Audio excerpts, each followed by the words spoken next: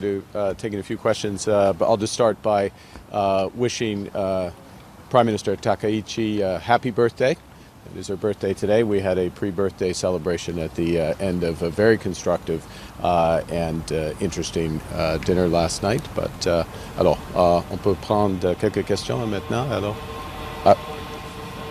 yep, please. Thank you, Prime Minister, for this opportunity. I'm Satya Johar from Delhi Education. Okay. So my question for you is about social media security. Could you? So to protect children from social media harmful acts, Right. countries have started introducing a ban Yes. for children under 16. Do you think Canada could also take the same step? Well, it's an interesting, thank you for the question, and of course we're coming here from Australia, which in many respects pioneered this approach. An age of majority, to put it another way, when do you get to an age and you fully participate in?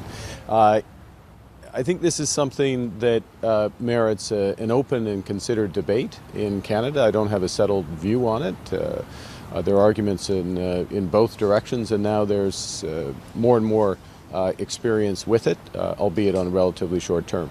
To be clear, we're in a position, though, as a country where our legislation, the Canadian government's legislation with respect to online harms, the exploitation of children, is lagging. It's lagging because of there was a series of legislation which, for a variety of reasons, did not pass. And so there is a need to, at minimum, catch up, in my judgment, the judgment of the government, catch up to that.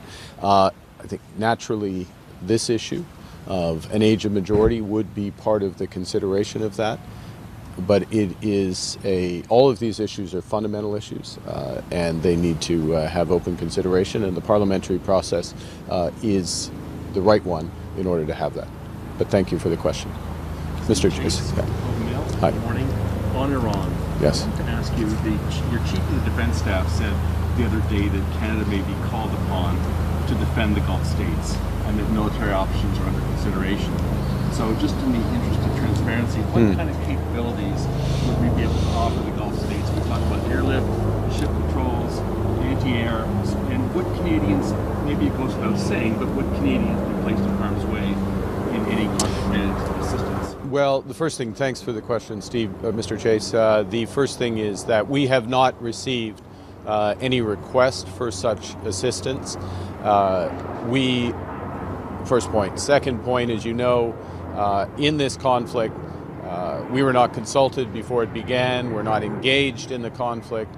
We do not intend to engage. What we are doing, where we are engaged, is dealing with the consequences of the conflict, consequences that continue to spread in the region and to some extent beyond into the Indo-Pacific region, obviously with the naval incident, to put it mildly, in the last 36 hours.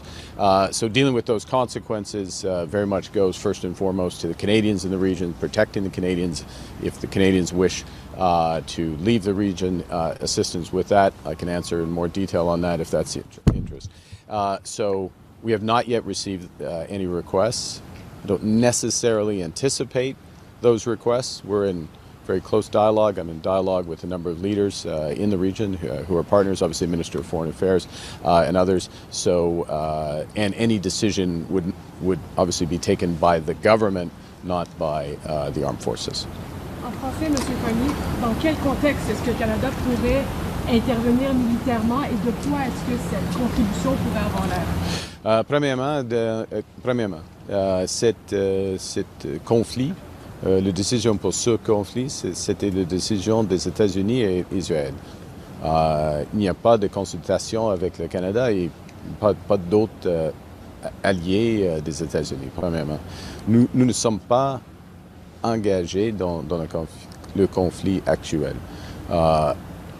Nous mettons l'emphase sur la santé des Canadiens qui sont dans la région, dans un conflit qui continue d'élargir.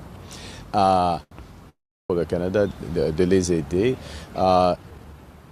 Or what is the status of Canada's trade? Well, let's say a couple of things. Let me start with the last bit, Brian, which is that the discussions, and I received one step removed, partly because of time zones, a debrief of Minister LeBlanc's discussions with his counterpart, Mr. Greer.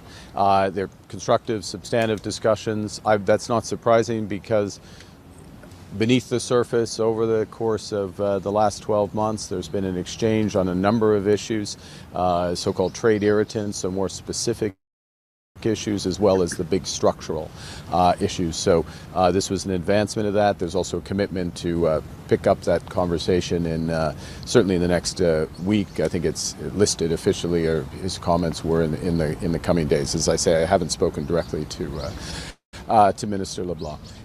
That's the first point. The second is the President of the United States has said on a number of occasions, there's been some other indications by other senior U.S. officials, that there will be an element of bilateral discussions in these talks. That was also true in the previous negotiations as we went from NAFTA to CUSMA, but it's been more explicit and more clear. And I will say that I understand an element of that. We understand an element of that because the list of competitive, because